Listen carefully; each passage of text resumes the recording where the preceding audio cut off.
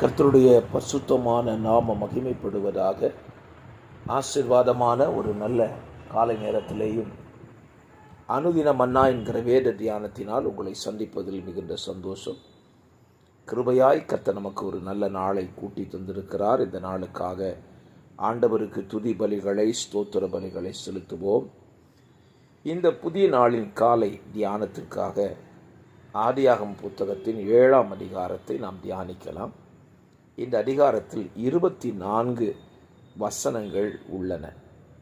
இந்த அதிகாரத்தினுடைய முக்கியமான ஒரு வசனம் அப்படின்னு கேட்டிங்கன்னா ஸ்தோத்திரம். இந்த வசனத்தில் ஸ்தோத்திரம் முக்கியமான ஒரு வசனத்தை உங்களுக்காக நான் சொல்ல விரும்புகிறேன்.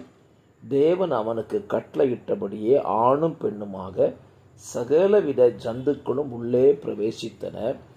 அப்பொழுது கர்த்தர் அவனை உள்ளே விட்டு கதவை அடைத்தார்.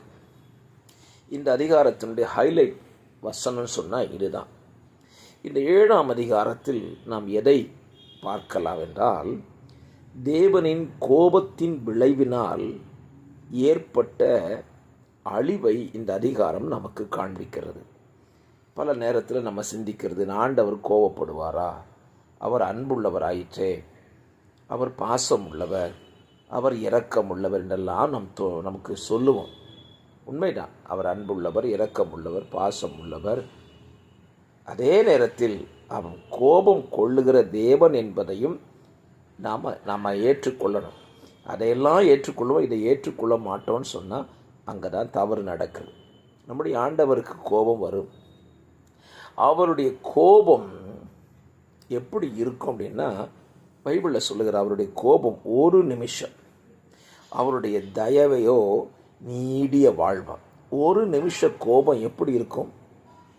இந்த அதிகாரத்தில் நம்ம பார்க்கலாம். அதை பூமியிலே உண்டாயிருந்த ஜனங்களுடைய பாவத்தின் பெருக்கத்தின் நிமித்தமாக ஜல பிரளயத்தினாலே தேசத்தின் ஜனங்களை எல்லாம் அழிக்க தீர்மானம் எடுத்தார். அந்த தேசத்தின் ஜனங்களில் ஒரு குடும்பத்தை மாத்திரம் காப்பாற்ற தீர்மானம் எடுத்தவர் நோவாவை அவன் உண்டாக்கின பேழைக்குள்ளே போகச் சொன்னார். சுத்தமான மிருகங்கள், பறவைகள் இவைகளெல்லாம் உள்ளே பிரவேசித்து விட்டன. நோவா கதவு பேழைக்குள்ளே போனவுடனே, பொதுவாகவே நம்ம ஒரு வீட்டுக்குள்ளே போகிறோன்னா நம்ம வீட்டுக்குள்ளே போகிறதா வீட்டுக்குள்ளே இருந்து கதவை போட்டுவோம். ஆனால் அங்கே பாருங்கள், ஆண்டவர் நோவாவை உள்ளே அனுப்பிவிட்டு அவர் கதவை பூட்டினார். ஒரு கேள்வி தானே, உள்ளே இருக்கிறவனை வெளியே பூட்டினா அவன் வெளியே வரவே முடியாது. அந்த கதவை திறக்க நினைச்சாலும் திறக்க முடியாது. ஏன் ஆண்டவர் அவர் கதவை பூட்டினார்? ஆண்டவருக்கு நோவா பற்றி நல்லா தெரிஞ்சிருக்கும்னு நினைக்கிறேன். அவனுக்கு ஒரு இரக்க சுபாவம் இருக்க வேண்டும். ஏனென்றால் தன்னுடைய பெற்றோரை அவன் தேற்றுகிற ஒரு மகனாக இருந்ததினால இரக்க சுபாவம் வச்சு மழை அதிகமாக பெய்யும்போது ஜனங்கள் கண்டிப்பாக வந்து கதவை தட்டியிருப்பாங்க. அப்படி தட்டும்போது இவன் ஆசைப்பட்டு அவங்க மேலே இறக்கப்பட்டு என்ன செஞ்சிடக்கூடாது, கதவை திறந்துடக்கூடாதுன்னு சொல்லி தான் அவர் கதவை பூட்டினாராம். என்னை கேட்கிற அருமையான கர்த்தருடைய பிள்ளைகளை, இன்றைக்கு ரட்சிப்பின் வாசல் பூட்டப்படலை, சுவிசேஷ வாசலும் பூட்டப்படலை. மனுஷன் பூட்டினான்னா அது தேவனால் திறக்கப்பட்டு விடும். ஆனால் தேவன் பூட்டினால் திறப்பதற்கு ஒருவருமே இருக்க முடியாது. தேவன் வாசலை அடைத்தார், அந்த வாசலை யாராலையும் திறக்க முடியலை. அதனால தான் அவருக்கு ஒரு நல்ல பேர் இருக்குது.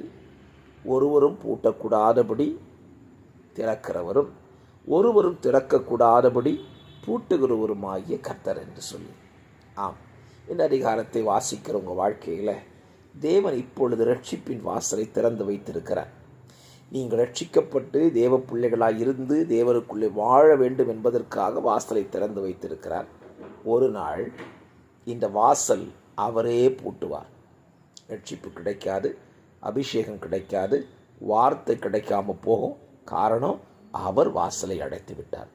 அவர் அடைச்ச பின்னால் யாராலும் வாசலை திறக்க முடியாது. ஆகவே கிருபையாய் நமக்கு தந்திருக்கிற இந்த நாட்களில், இந்த கிருபையின் நாட்களை பயன்படுத்தி கொண்டு கர்த்தரை அறிந்து வாழ்வோம். கர்த்தர் உங்களையும் இந்த தியானத்தின் வழியாக ஆசீர்வதிப்பாராக. God bless you. Amen.